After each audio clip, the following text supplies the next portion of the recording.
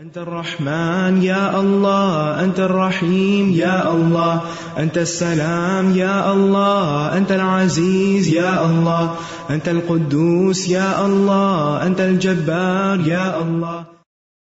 ولله الأسماء الحسنى فادعوه بها. نحمده ونصلي على رسوله الكريم، أما بعد، فأعوذ بالله من الشيطان الرجيم، بسم اللہ الرحمن الرحیم، رب اشرح لی صدری ویسر لی امری واحلل عقدۃ من لسانی یفقہوا قولی۔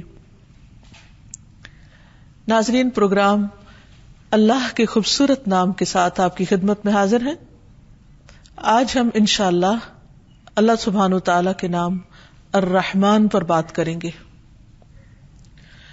رحمان، بہت زیادہ مہربان، بہت زیادہ رحم فرمانے والا۔ قرآن مجید میں اللہ تعالیٰ فرماتے ہیں، قُلِ ادْعُوا اللَّهَ أَوِ ادْعُوا الرَّحْمَٰنَ أَيَّمَّا تَدْعُوا فَلَهُ الْأَسْمَاءُ الْحُسْنَىٰ، کہہ دو اللہ کو پکارو یا رحمان کو پکارو، تم جس کو بھی پکارو گے سو یہ بہترین نام اسی کے ہیں، یعنی چاہو تو اللہ کہہ کے پکارو یا رحمان کہہ کے پکارو، کیونکہ رحمان بھی اس کا نام ہے۔ قرآن مجید کی ہر سورت سے پہلے سوائے سورت التوبہ کے بسم اللہ الرحمن الرحیم آتا ہے کہ اللہ کے نام کے ساتھ شروع کرتے ہیں جو بہت مہربان، بار بار رحم فرمانے والا ہے۔ تو اس سے یہ پتہ چلتا ہے کہ اللہ سبحانہ وتعالی کی اس صفت کی بہت زیادہ تکرار ہے قرآن مجید میں۔ سورۃ فاتحہ کے شروع میں بھی الحمد للہ رب العالمین الرحمن الرحیم، سب تعریف اللہ کے لیے ہے جو رب ہے تمام جہانوں کا۔ کون ہے وہ رب؟ جو بہت ہی مہربان ہے، جس نے ہم پر ساری نعمتیں اس زمین کے اندر سے بھی نکالی اور آسمان سے بھی برسائیں اور ہر طرح سے ہمیں مالا مال کیا۔ یہ سب اس کی رحمت کی وجہ سے ہے، ورنہ ہم نے اپنے رب کے لیے کیا کیا ہے؟ اسے تو ہماری ضرورت بھی نہیں۔ ارشاد باری تعالیٰ ہے، کتب علی نفسہ الرحمہ، اس نے اپنے اوپر رحمت کو لازم کر رکھا ہے، لکھ رکھا ہے، یعنی رحمت اس کی ہر چیز پر چھائی ہوئی ہے، ہر چیز پر غالب ہے۔ وہ بندوں کے ساتھ معاملہ بندوں کے اعمال کے مطابق نہیں کرتا، وہ اپنی رحمت کے ساتھ کرتا ہے۔ ہم بندے دن رات گناہ کرتے ہیں، دن رات اپنی جانوں پر ظلم کرتے ہیں، لیکن وہ ہم پر رحم کرتے ہوئے ہماری تمام ضروریات پوری کرتا ہے۔ الرحمن، جو بہت ہی مہربان ہے، اس کی یہ رحمت صرف انسانوں پر ہی نہیں، تمام مخلوقات پر ہے، تمام حیوانات پر ہے۔ اور پھر یہ رحمت ہی ہے جو انسان کے لیے امید اور آرزو کے دروازے کھولتی ہے اور انسان کے اندر چھپی ہوئی فطرت کو ابھارتی ہے، اسے نیک عمل پر ابھارتی ہے، اس کے اندر سے خوف اور مایوسی کو دور دھکیلتی ہے اور انسان کے دل میں امن و امان کا احساس دلاتی ہے، کیونکہ اسے معلوم ہے کہ اس کا رب بہت ہی مہربان ہے، بہت ہی رحم فرمانے والا ہے، جو ہر حال میں اپنے بندے کا خیال رکھنے والا ہے، خواہ بندہ نیک کام کر رہا ہو یا گناہ کے کام کر رہا ہو۔ اور پھر یہ بھی یاد رہے کہ رحمان کا یہ نام صرف رحمان کے لیے خاص ہے، اس لیے کوئی شخص اپنا نام صرف رحمان نہیں رکھ سکتا۔ ہاں، اللہ سبحانہ وتعالی کو جو نام پسند ہے وہ عبد الرحمن ہے، یعنی رحمان سے پہلے عبد کا لفظ لگایا جائے کہ بندہ خود رحمان نہیں، کیونکہ کسی بھی انسان کے اندر رحمان جیسی صفت نہیں ہو سکتی، ہاں وہ رحمان کا بندہ ضرور ہو سکتا ہے۔ قرآن مجید میں متعدد جگہوں پر اللہ سبحانہ وتعالی کے اس نام کا ذکر آیا ہے، تقریباً 45 جگہوں پر بسم اللہ الرحمن الرحیم کے علاوہ، اور قرآن مجید کی ایک سورت بھی اس نام سے ہے، سورۃ الرحمن، جو بہت ہی خوبصورت اور بہت ہی پیاری سورت ہے، جس میں اللہ سبحانہ وتعالی کی بہت ساری نعمتوں کا ذکر ہوا ہے جو اس نے اپنے بندوں کے لیے دنیا اور آخرت میں تیار کی ہیں، بہت ہی بہترین چیزیں، ان میں سے ایک ایک چیز کا نام لیا، لیکن حیرت ہوتی ہے کہ سب سے پہلے اس نے اپنی جس نعمت کا ذکر کیا ہے وہ قرآن کی تعلیم ہے، ارشاد باری تعالیٰ ہے، سورت کا آغاز ہوتا ہے الرحمن علم القرآن. کون ہے رحمان؟ کون ہے رحم فرمانے والا؟ کون ہے مہربان جو قرآن کی تعلیم دیتا ہے؟ گویا انسان کی جتنی بھی ضروریات ہیں وہ رحمان نے پوری کی، لیکن ان میں سے سب سے بڑی ضرورت یعنی ضرورت ہدایت کہ انسان اس زندگی میں کس طرح اپنے عقل اور شعور اور ہوش و حواس کو صحیح طور پر استعمال کرے، کسی بھی کام میں کون سا راستہ اختیار کرے. اس نے اس کے لیے انسان کو تنہا نہیں چھوڑ دیا. الذی آتا کل شیء خلقہ ثم ہدی، جس نے ہر چیز کو ایک صورت بخشی پھر ان کو راہ دکھائی.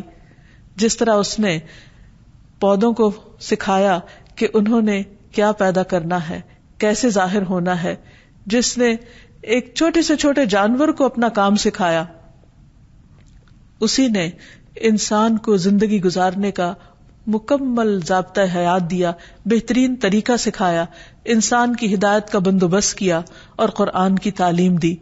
پھر اس کے بعد خلق الانسان، انسان کی تخلیق کی بات ہوئی کہ یہ بھی اس کی رحمت ہے. علمہ البیان، اس کو بولنا سکھایا، اسے اظہار خیال کرنا سکھایا، یہ بھی رحمان کی رحمت ہے. تو بہرحال اللہ سبحانہ وتعالی کی اتنی نعمتیں ہیں، اتنی رحمتیں ہیں کہ جن کو انسان شمار نہیں کر سکتا، ان کو گن نہیں سکتا. اسی لیے سورۃ الرحمن میں بار بار اس آیت کی تکرار ہوتی ہے، فَبِأَيِّ آلَاءِ رَبِّكُمَا تُكَذِّبَانِ، تم اپنے رب کی کون کون سی نعمتوں کا انکار کرو گے، کن کن نعمتوں کو جھٹلاؤ گے. تو ہم کسی بھی نعمت کا انکار نہیں کر سکتے، کیونکہ اگر رب عطا نہ کرے تو کوئی انسان یا کوئی دوسری مخلوق انسان کو یا دوسری مخلوقات کو وہ سب کچھ دے نہیں سکتی. اسی طرح قرآن مجید میں ایک اور جگہ پر آتا ہے، هو اللہ الذی لا الہ الا هو عالم الغیب والشہادہ هو الرحمن الرحیم، کہ وہ اللہ کون ہے، اس کا تعارف کیا ہے، وہی جس کے سوا کوئی الہ نہیں، جو غیب اور حاضر کا جاننے والا، جو بہت ہی مہربان، بہت ہی لطف و کرم کرنے والا اور بار بار رحم کرنے والا رب ہے. ایک اور جگہ پر فرمایا کہ یہ قرآن تنزیل من الرحمن الرحیم، یہ رحمان الرحیم کی طرف سے نازل کردہ ہے. یہاں پر ایک اور حیرت کی بات یہ ہے کہ رحمان کے ساتھ مزید تاکید کے لیے صفت الرحیم کا بھی بار بار ذکر آتا ہے، یعنی اس کی رحمت خاص بھی ہے اور اس کی رحمت عام بھی ہے، اس کی رحمت انسانوں پر بھی ہے اور اس کی رحمت حیوانوں پر بھی ہے، اس کی رحمت ماننے والوں پر بھی ہے اور اس کی رحمت ان پر بھی ہے جو اس کے وجود کا ہی انکار کرتے ہیں یا اس کے ساتھ دوسروں کو شریک ٹھہراتے ہیں. ایسی رحمت اور کس کے اندر ہوگی؟ پھر اسی طرح نبی صلی اللہ علیہ وسلم نے بھی متعدد احادیث میں اللہ سبحانہ وتعالی کی اس صفت کا ذکر کیا ہے، اس نام کا ذکر کیا ہے اور اس کی نسبت سے کچھ تعلیمات دی ہیں. مثلا ایک حدیث میں نبی صلی اللہ علیہ وسلم نے فرمایا، گھوڑے 3 قسم کے ہوتے ہیں، بعض گھوڑے تو رحمان کے ہوتے ہیں اور بعض انسان کے اور بعض شیطان کے، اور رحمان کا گھوڑا تو وہ ہوتا ہے جسے اللہ کے راستے میں باندھا جائے. تو گویا اللہ سبحانہ وتعالیٰ کی یہ رحمت ہے کہ اس نے ہمارے لیے سواریوں کا انتظام کیا، یہ اس کی رحمت ہے کہ اس نے ہمارے کھانے پینے کے لیے طرح طرح کی چیزیں اگائیں، اس کی رحمت ہے کہ اس نے ہمارے زبان کو ذائقہ کی قوت دی کہ ہم مختلف چیزوں کو چکھ سکیں اور ان سے لطف اٹھا سکیں. یہ اس کی رحمت ہے کہ اس نے صرف چکھنے کی نہیں سونگنے کی صلاحیت بھی دی تاکہ جو چیز کھا رہے ہیں اس کے ذائقے کے ساتھ ساتھ اس کی خوشبو سے بھی فائدہ اٹھائیں. پھر اس نے ہمیں دیکھنے کی صلاحیت بخشی، یہ بھی اس کی رحمت ہے کہ جب ہم دیکھتے ہیں تو دیکھ کر بھی اس سے لطف اٹھاتے ہیں. پھر اسی طرح اس نے چھونے کی صلاحیت دی، اس کی مختلف طرح کی نعمتوں کو جب ہم کھا رہے ہوتے ہیں یا استعمال کر رہے ہوتے ہیں تو ان کو ہاتھوں سے چھو کر بھی ایک لذت حاصل کرتے ہیں. یہ سب کچھ اس کی رحمت ہی تو ہے کہ اس نے اپنے بندے کو اتنی بہترین قوتوں اور صلاحیتوں سے نوازا ہے. ان ساری نعمتوں کے ہوتے ہوئے انسان اپنے رب کا بڑا ہی ناشکرا ہے، اور رب اس بات کا شکوہ بھی کرتے ہیں. وہ رب رحیم قرآن مجید میں ہمیں بتاتے ہیں کہ بعض لوگ ایسے ہیں کہ جو رحمان کی ان نعمتوں کو، اس رحمت کو محسوس ہی نہیں کرتے. قرآن مجید میں آتا ہے وَإِذَا رَآكَ الَّذِينَ كَفَرُوا إِن يَتَّخِذُونَكَ إِلَّا هُزُوًا اہذا الذی یذکر آلہتکم وہم بذکر الرحمن ہم کافرون. اور جب یہ منکر آپ کو دیکھتے ہیں تو بس مذاق ہی اڑانے لگتے ہیں، کہتے ہیں کیا یہی ہے وہ شخص جو تمہارے معبودوں کا ذکر کرتا ہے جبکہ وہ خود رحمان کے ذکر سے منکر ہیں. یعنی رحمان کی دی ہوئی ساری رحمت سے، نعمتوں سے فائدہ اٹھاتے ہیں لیکن اس کو یاد نہیں کرتے، اس کی رحمت کو محسوس نہیں کرتے، اس کا شکر ادا نہیں کرتے. اور جب ان سے کہا جاتا ہے کہ رحمان کو سجدہ کرو تو کہتے ہیں وہ رحمان کیا ہوتا ہے. وَإِذَا قِيلَ لَهُمُ اسْجُدُوا لِلرَّحْمَنِ قَالُوا وَمَا الرَّحْمَنُ أَنَسْجُدُ لِمَا تَأْمُرُنَا وَزَادَهُمْ نُفُورًا.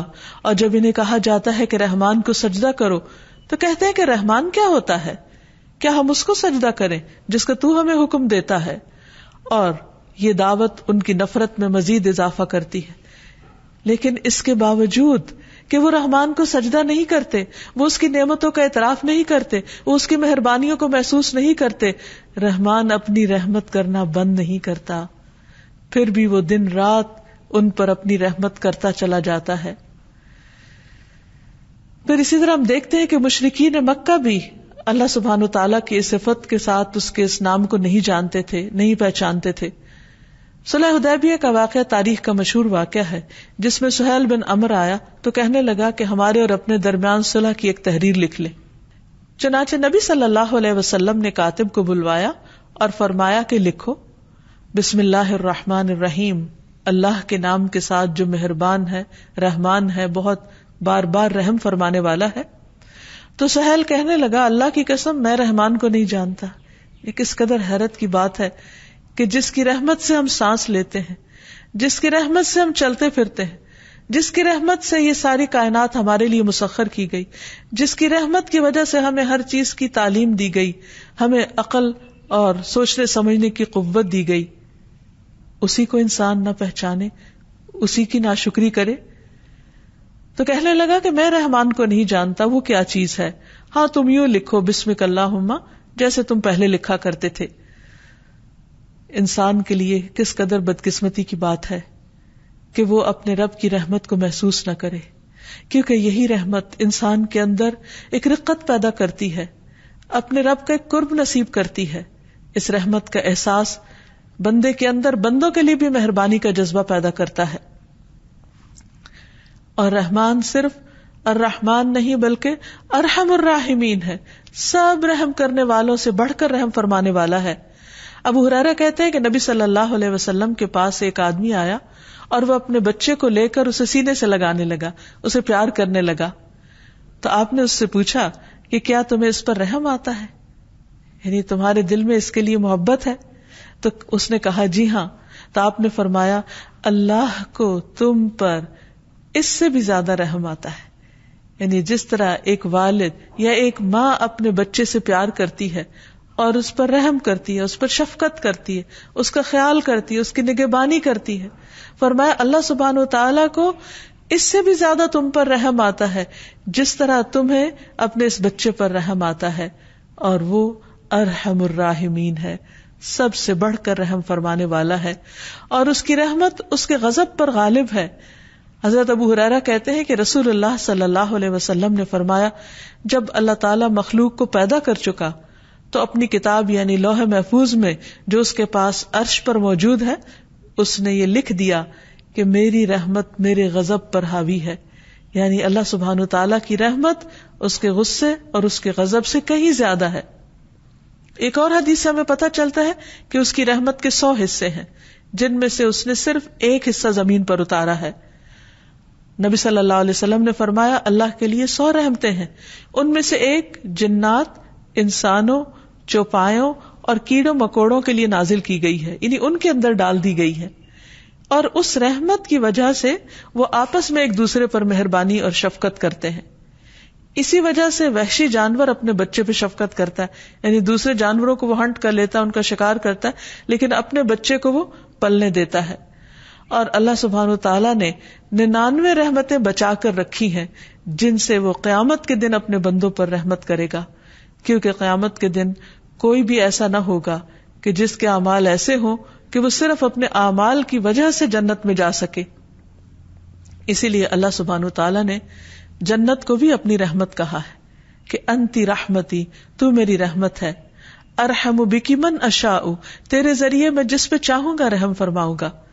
یعنی کسی بھی انسان کا جنت میں جانا صرف اور صرف اللہ کی رحمت کی بنا پر ہے. پھر سوال یہ پیدا ہوتا ہے کہ اگر اللہ کی رحمت سے ہی جنت میں جانا ہے تو پھر اچھے عمل کی کیا ضرورت ہے؟ ہاں، اچھے اعمال، نیک اعمال، اللہ سبحانہ وتعالیٰ کو راضی کرنے والے اعمال اللہ کی رحمت کو جوش میں لاتے ہیں، وہ اس کی رحمت کو لانے کا سبب بنتے ہیں. ایک اور حدیث میں بھی آتا ہے، نبی صلی اللہ علیہ وسلم نے فرمایا اللہ تعالیٰ نے اپنی رحمت کو 100 اجزاء میں تقسیم کیا، جن میں سے 99 اس کے اپنے پاس ہیں اور ایک حصہ اس نے زمین پہ نازل کیا. اسی وجہ سے، اس ایک حصے کی وجہ سے جو اس نے پوری مخلوق کے اندر بانٹ دیا، مخلوق ایک دوسرے کے ساتھ نرمی اور مہربانی کا معاملہ کرتی ہے، اچھائی سے پیش آتی ہے، یہاں تک کہ گھوڑا اپنے بچے پر پاؤں نہیں مارتا، یعنی وہ جو ہر چیز کو پاؤں کے ساتھ دھکیل دیتا ہے وہ اپنے بچے کو نہیں دھکیلتا، اس اندیشے کے تحت کہ اسے کوئی نقصان نہ ہو. پھر یہ ہے کہ قیامت کے دن اس ایک حصے کی واپسی اور اللہ کے دوستوں کو اس سے مکمل فائدہ پہنچے گا. اللہ سبحانہ وتعالیٰ نے یہ جو ایک حصہ رحمت کا دنیا میں اتارا ہے، قیامت کے دن یہ بھی اپنے 99 حصوں میں ڈال کر 100 پوری کر کے اپنے اولیاء اور اپنے دوستوں پر نچھاور فرمائے گا. رسول اللہ صلی اللہ علیہ وسلم نے فرمایا اللہ تعالیٰ کے پاس 100 رحمتیں ہیں، جن میں سے اللہ نے تمام زمین والوں پر صرف ایک رحمت نازل کی ہے اور باقی 99 اللہ تعالیٰ نے اپنے اولیاء کے لیے رکھ چھوڑی ہیں. پھر اللہ اس ایک رحمت کو بھی، یعنی جو ابھی اس نے اس دنیا میں اتاری ہوئی ہے، اسے بھی اس 99 کے ساتھ ملا دے گا اور قیامت کے دن اپنے دوستوں پر اپنی 100 رحمتیں پوری فرما دے گا. تو آپ سوچئے کہ پھر وہ کیسا انعام ہوگا، کیسا اکرام ہوگا، کیسا احسان ہوگا جو وہ اپنے بندوں پر کرے گا. اللہ سبحانہ وتعالیٰ کی رحمت محسنین کے بہت قریب ہے، جیسا کہ ارشاد فرمایا ان رحمت اللہ قریب من المحسنین، اللہ کی رحمت نیکی کرنے والوں، احسان کرنے والوں کے بہت قریب ہے. یعنی ویسے تو اللہ سبحانہ وتعالیٰ کی رحمت ہر ایک کے لیے ہے، لیکن قیامت کے دن وہ خاص اس کے دوستوں کے لیے ہوگی. وہ دوست کون ہیں؟ جو اللہ سبحانہ وتعالیٰ کو اس دنیا میں راضی کرتے ہیں، اس کے احکامات پر چلتے ہیں، اس کی عبادت کرتے ہیں، اس کی اطاعت کرتے ہیں، اس کی خوشی کو اپنی خوشی پر مقدم رکھتے ہیں، اس کی رضا کو اپنی رضا کے آگے رکھتے ہیں. ایسے لوگوں پر اللہ سبحانہ وتعالیٰ اپنی رحمتیں تمام کر دے گا. پھر اسی طرح یہ ہے کہ قیامت کے دن اللہ کے نافرمانوں پر بھی کچھ رحمت ہوگی. حدیث میں آتا ہے کہ وہ جہنمی جو اس میں ہمیشہ رہیں گے، یعنی جہنم میں، ان پر تو نہ موت آئے گی اور نہ ہی انہیں کوئی زندگی نصیب ہوگی. البتہ جن پر اللہ تعالیٰ اپنی رحمت کا ارادہ فرمائے گا انہیں جہنم میں موت دے دے گا. پھر سفارش کرنے والے ان کی سفارش کریں گے اور ہر آدمی اپنے دوستوں کو نکال کر لے جائے گا. وہ لوگ ایک خصوصی نہر میں جس کا نام نہر حیات ہے یا نہر جنت، وہاں غسل کریں گے اور ایسے اگائیں گے جیسے سیلاب کے بہاؤ میں دانہ اگاتا ہے. تو بہرحال اللہ سبحانہ وتعالیٰ کی یہ رحمت اپنے دوستوں کے لیے تو خاص ہوگی، لیکن اس کی اس رحمت سے کچھ وہ بھی لوگ فائدہ اٹھائیں گے کہ جو اس کے نافرمان ہیں، جن کے پاس کوئی ایک بھی نیکی یا کوئی ایک بھی فرما برداری کا کام نہیں تھا. اس دنیا میں اگر انسان اللہ سبحانہ وتعالیٰ کی رحمت کو محسوس کرنا چاہے تو اس کے لیے لازم ہے کہ وہ باہر نکلے اور زمین و آسمان کی تخلیق پر غور کرے اور اللہ سبحانہ وتعالیٰ کی قدرت کے مشاہدات کو دیکھے کہ کس طرح بارش برستی ہے، کیونکہ بارش بھی اس کی رحمت کا ایک حصہ ہے. اور پھر کس طرح رات دن میں اور دن رات میں تبدیل ہو جاتے ہیں، کس طرح زمین پر یہ تبدیلی آ جاتی ہے، کس طرح سورج کی تپش فصلوں کو پکاتی ہے اور کس طرح چاند کی روشنی راتوں کو ٹھنڈک بخشتی ہے. قرآن مجید میں اللہ تعالیٰ فرماتے ہیں وَمِن رَحْمَتِهِ جَعَلَ لَكُمُ اللَّيْلَ وَالنَّهَارَ لِتَسْكُنُوا فِيهِ وَلِتَبْتَغُوا مِن فَضْلِهِ وَلَعَلَّكُمْ تَشْكُرُونَ. اور اس نے اپنی رحمت ہی سے تمہارے لیے رات اور دن کو بنایا تاکہ تم اس میں آرام کرو. یہ بندے کو جو نیند کی صلاحیت بخشی ہے، سونے کی جو توفیق دی ہے، یہ بھی اس کی رحمت ہے.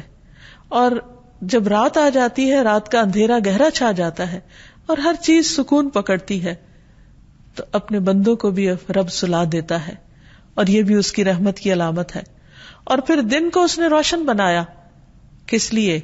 تاکہ تم اس میں اپنے رب کا فضل تلاش کر سکو، اپنے رزق کو تلاش کر سکو، دنیا میں کام کاج کر سکو. کیونکہ جب سورج نکلتا ہے تو انسان کے اندر ایک عجب طرح کی نشاط ہوتی ہے. اس وقت بھی انسان کو اپنے رب کی رحمت کو محسوس کرنا چاہیے. گرمی کے بعد جب ٹھنڈی ہوا چلتی ہے تو یہ کون چلاتا ہے؟ یہ بھی رب کی رحمت کی علامت ہوتی ہے. اسی طرح جیسے یہاں فرمایا وَهُوَ الَّذِي أَرْسَلَ الرِّيَاحَ بُشْرًا بَيْنَ يَدَيْ رَحْمَتِهِ وَأَنزَلْنَا مِنَ السَّمَاءِ مَاءً طَهُورًا، اور وہی ہے جس نے ہواؤں کو اپنی رحمت سے پہلے خوشخبری کے لیے بھیجا. یعنی بارش کے آنے سے پہلے جب ہوا چلتی ہے تو اس کی رحمت کو محسوس کرنا چاہیے. اور ہم نے آسمان سے پاک کرنے والا پانی اتارا، یعنی بارش کا پانی ہر چیز کو دھو ڈالتا ہے، درختوں کو، نباتات کو اور مختلف چیزوں کو، اور اس میں انسانوں اور حیوانوں کے لیے پینے کا بھی حصہ ہے. پھر آپ دیکھیے کہ اللہ سبحانہ و تعالیٰ کی رحمت جو ہے یہ اس کی کسی کمزوری کی وجہ سے نہیں ہے. وہ صاحب اقتدار ہے، وہ عرش پر مستوی ہے، وہ سب سے بلند ہے، اس کے باوجود مہربان ہے. دنیا میں آپ دیکھیں گے کہ عام طور پر جب کسی انسان کو کوئی اقتدار ملتا ہے یا کوئی طاقت ملتی ہے تو عموماً وہ ظالم ہو جاتا ہے. لیکن اللہ سبحانہ و تعالیٰ سے بڑھ کر طاقت کس کے پاس ہے؟ اللہ سبحانہ و تعالیٰ سے زیادہ بلند مقام کس کے پاس ہے؟ لیکن اس کے باوجود وہ مہربان ہے. قرآن مجید میں آتا ہے الرحمن علی العرش استوى، رحمان عرش پر مستوی ہے، یعنی اتنی بلندی پر ہونے کے باوجود وہ مہربان ہے.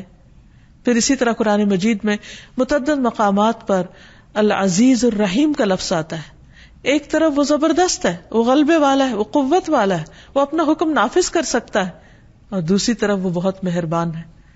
عام طور پر بندوں کے اندر زیادہ تر وہ مہربان ہوتے ہیں جو اپنی کسی ویکنس کی وجہ سے دوسروں پر مہربانی کر رہے ہوتے، یا تو فطرتاً ان کے اندر ایک ایسی کیفیت ہوتی، یا پھر جب وہ دیکھتے ہیں کہ وہ کوئی قوت نہیں رکھتے، کوئی طاقت نہیں رکھتے، تو عام طور پر وہ مسکین ہو جاتے ہیں یا پھر نرم مزاج ہو جاتے ہیں. بائی چوائس بہت کم لوگ مہربانی کا رویہ اختیار کرتے ہیں، کیونکہ جو جو نعمتیں زیادہ ہوتی چلی جاتی، یعنی ان پر اللہ کا فضل زیادہ ہوتا ہے، وہ تو بندوں کے ساتھ مہربانی کی خو کو چھوڑ دیتے ہیں. اللہ ماشاء اللہ، مگر یہ کہ جس کو اللہ توفیق دے. لیکن اللہ سبحانہ وتعالیٰ جو سارے خزانوں کا مالک، جو سب کچھ کر سکتا ہے، وہ اپنے نافرمانوں کو ایک آن میں ختم کر سکتا ہے، لیکن اس کے باوجود وہ ان کو رزق دیتا رہتا ہے. اور ایک اور جگہ پر فرماتا ہے وَرَبُّكَ الْغَفُورُ ذُو الرَّحْمَةِ، تیرا رب بخشنے والا ہے، رحم فرمانے والا ہے. لو یؤاخذہم بما کسبوا لعجل لہم العذاب، اگر وہ بندوں کے گناہوں کی وجہ سے انہیں پکڑنے لگے تو بہت جلد ان کو عذاب دے دے، لیکن وہ ایسا نہیں کرتا. اور آپ دیکھیے، کسی اور کی بات چھوڑیے، خود ہم اپنے آپ پر غور کریں تو ہم ایک دن میں کتنی نافرمانیاں کر جاتے ہیں، لیکن اس کے باوجود ہم چلتے پھرتے، کھاتے پیتے سب کچھ کرتے ہیں، اور پھر اللہ سبحانہ وتعالی ہمیں پلٹنے کا موقع بھی دیتے ہیں کہ ہم اس سے معافی مانگ لیں تو معاف بھی کر دے گا. یعنی ساری نعمتیں لینے کے بعد حق تو یہ تھا کہ ہم اس کا شکر ادا کرتے، اس کی فرما برداری کرتے، اس کو خوش کرتے، لیکن الٹا ہم اس کو ناراض کرتے. جب ناراض کر چکتے تو وہ پھر بھی ہمیں نہیں چھوڑتا. اس کی رحمت کو دیکھیے، پھر وہ اپنی طرف بلاتا ہے کہ آؤ اپنے رب کی طرف پلٹ آؤ، اس کی رحمت تمہیں ڈھانپ لے گی.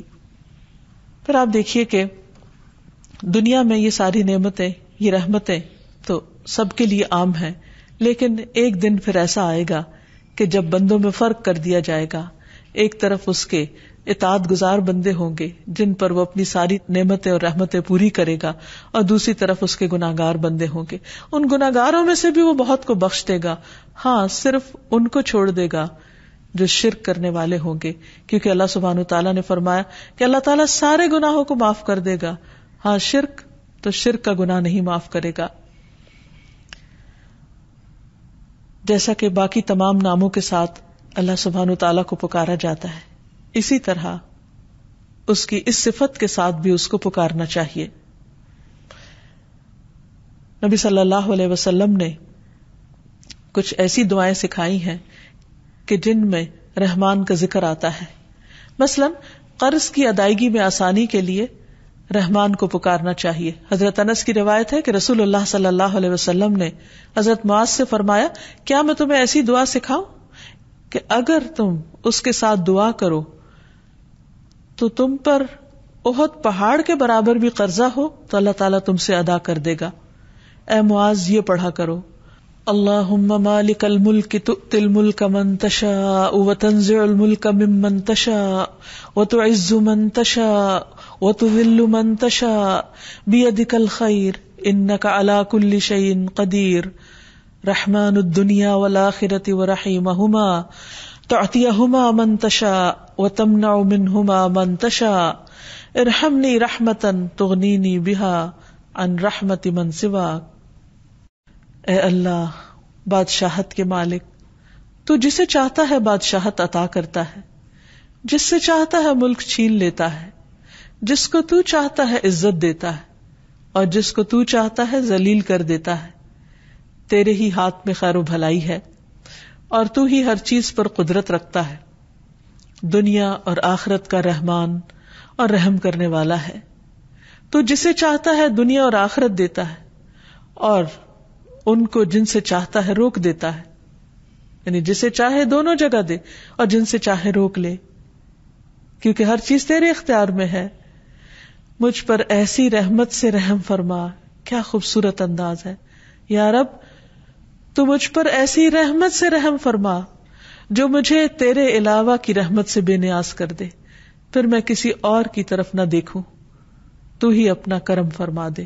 تو جو شخص اس طریقے سے اپنے رب سے مانگتا ہے، اللہ سبحانہ تعالیٰ اس کے اوپر سے بڑا قرض اتار دیتے ہیں، خواہ احد پہاڑ جتنا ہی کیوں نہ ہو. اسی طرح ہم دیکھتے ہیں کہ اللہ سبحانہ تعالیٰ کی رحمت کی دعائیں مختلف انداز میں نبی صلی اللہ علیہ وسلم نے کی. مثلا نماز کے دوران 2 سجدوں کے بیچ میں جو دعا ہے، اللہم اغفر لی وارحمنی، اے اللہ مجھے بخش دے اور مجھ پر رحم فرما. اسی طرح قرآنی دعاؤں میں بھی واعف عنا واغفر لنا وارحمنا کے الفاظ آتے ہیں کہ اللہ تو ہمیں معاف کر دے، ہمیں بخش دے اور ہم پر رحم فرما. والدین کے لیے خاص دعا جو اللہ تعالیٰ نے سکھائی اپنے بندوں کو، وہ بھی رحمت ہی کی دعا ہے.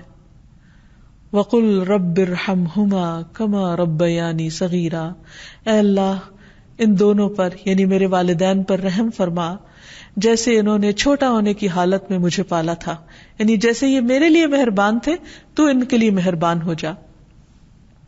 ایک اور جگہ پر آتا ہے وَقُلْ رَبِّ اغْفِرْ وَارْحَمْ وَأَنْتَ خَيْرُ الرَّاحِمِينَ، آپ کہہ دیجئے اے میرے رب بخش دے اور رحم فرما اور تو رحم کرنے والوں میں سب سے زیادہ رحم فرمانے والا ہے. پھر اسی طرح ایوب علیہ السلام کی تکلیف جب زیادہ ہو گئی تو انہوں نے اپنے رب کو پکارا، انی مسنی الضر وانت ارحم الراحمین، تو رب کی رحمت جوش میں آ گئی اور ان کی تکلیف جو پچھلے 18 سال سے ان کے لیے باعث اذیت تھی، اللہ سبحانہ وتعالی نے ان کی تکلیف کو اس دعا کی وجہ سے دور کر دیا. پھر اسی طرح موسیٰ علیہ السلام نے دعا مانگی، رب اغفر لی ولاخی وادخلنا فی رحمتک وانت ارحم الراحمین، اللہ مجھے بخش دے اور میرے بھائی کو بخش دے اور ہمیں اپنی رحمت میں داخل کر لے اور تو سب سے بڑھ کر رحم فرمانے والا ہے. تو بات یہ ہے کہ انسان پر جس بھی قسم کی مشکلات ہوں اور اس کے جیسے بھی حالات ہوں اور وہ جتنا بھی گناہگار ہو، اس نے کوئی بھی اگر زندگی میں زیادتی کی ہو تو اسے اپنے رب کی رحمت سے مایوس نہیں ہونا چاہیے.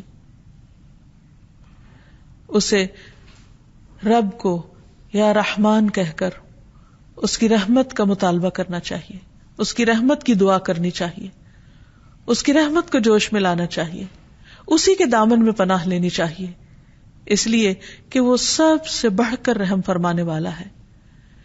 کبھی بھی شیطان اگر دل میں یہ وسوسہ ڈالے کہ تم نے تو اتنے گناہ کر لیے ہیں کہ تمہاری دعا نہیں سنی جائے گی، تو اس خیال کو جھٹک دیجیے. بندہ ہمیشہ یہ یاد رکھے کہ میرا رب سب سے بڑھ کر رحمان ہے، ارحم الراحمین ہے، سب سے بڑھ کے رحم فرمانے والا ہے، اس لیے میں اسی کے در پر جھک جاؤں گا، اسی سے مانگوں گا اور وہ مجھ پر ضرور رحم فرمائے گا. پورے یقین اور پورے اعتماد کے ساتھ پکارتے رہیے. اب سوال یہ پیدا ہوتا ہے کہ اگر رب اتنا مہربان ہے تو بندے کو کیا کرنا چاہیے؟ ہمارے لیے کیا حکم ہے؟ پہلی بات تو یہ کہ رب کی رحمت کو محسوس کریں، مختلف آیات اور مختلف نشانیوں میں اس کی رحمت کو پہچانیں، خود اپنے وجود اور خود کو ملنے والی نعمتوں کی پہچان کریں، ان کو شمار کریں، ان کا احساس کریں، پھر اپنے گناہوں کو دیکھیں اور پھر اپنے اندر ایسی صفات پیدا کرنے کی کوشش کریں کہ جو رحمان کو پسند ہو، تاکہ ہم عباد الرحمن بن جائیں. قرآن مجید میں اللہ تعالیٰ فرماتے ہیں وَعِبَادُ الرَّحْمَنِ الَّذِينَ يَمْشُونَ عَلَى الْأَرْضِ هَوْنًا، اور رحمان کے بندے تو وہ ہوتے ہیں جو زمین پر آہستگی سے چلتے ہیں. دوسرے لفظوں میں زمین پر رحم کرتے ہوئے، پاؤں مار کر نہیں چلتے، تکبر سے نہیں چلتے، آہستگی سے چلتے ہیں، وہ ہر ایک کے حقوق کا خیال رکھتے ہیں.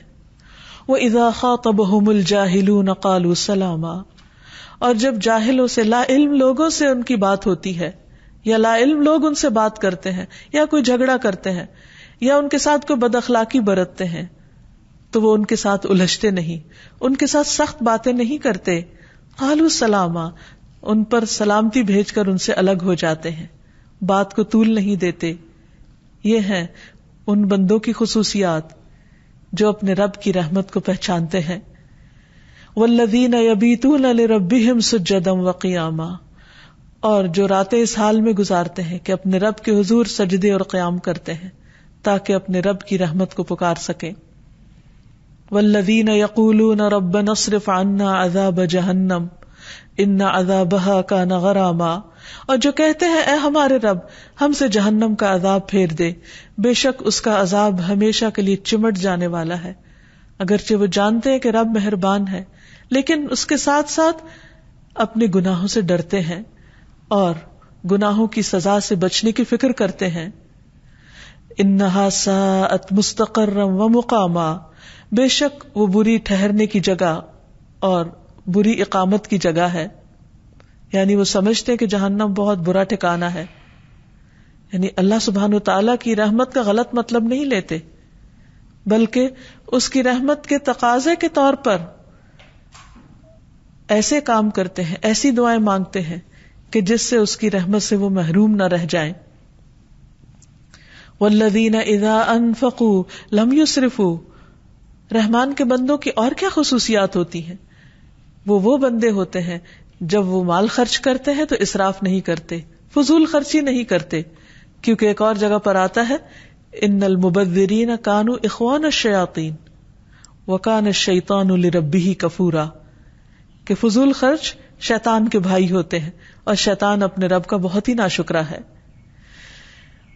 تو رحمان کے بندے خرچ میں اعتدال کی راہ اختیار کرتے ہیں، نہ اسراف کرتے ہیں، ولم یقتروا، اور نہ ہی وہ تنگی سے خرچ کرتے ہیں. وَكَانَ بَيْنَ ذَلِكَ قَوَامًا، اور ان کا خرچ اس کے درمیان معتدل ہوتا ہے، یعنی اعتدال کی راہ ہوتی ہے.